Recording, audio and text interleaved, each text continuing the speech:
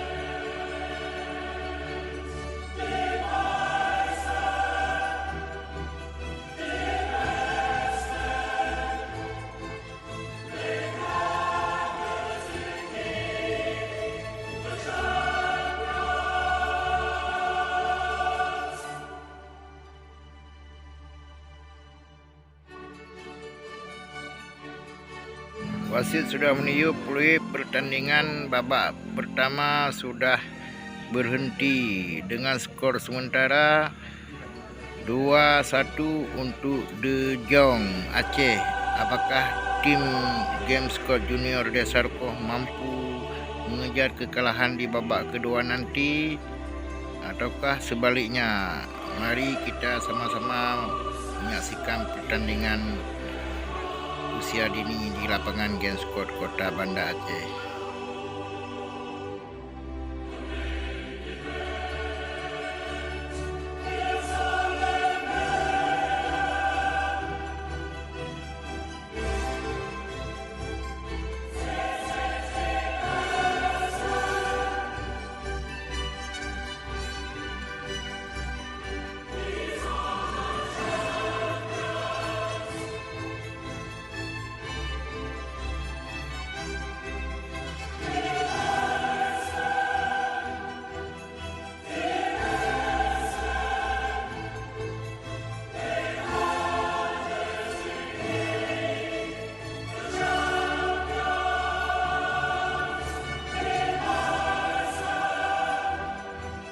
Pertandingan babak kedua sudah dimulai.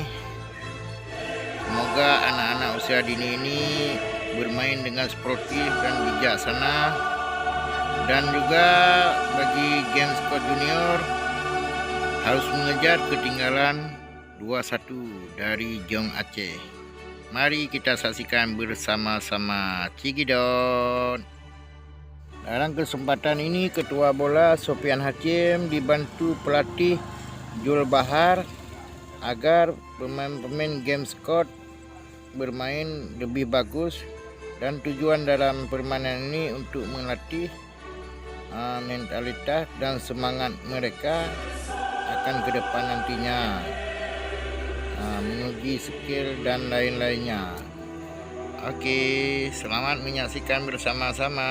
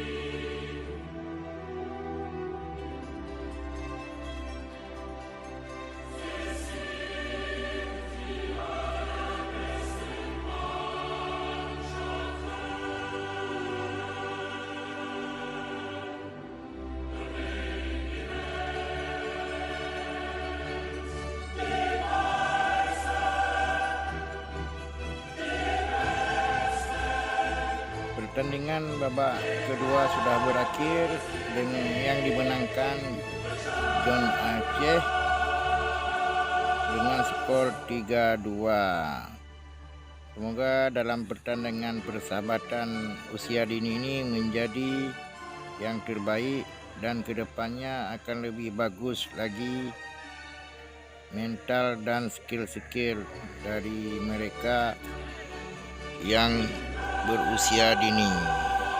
Terima kasih kepada masyarakat dan pemuda Desa Roko dan pengurus bola yang telah berpartisipasi dalam pertandingan usia dini ini. Semoga kita dibawa berkah semua, amin. Terima kasih. Dan saya juga mohon diri, salam dari Gura-Gura Aswaru.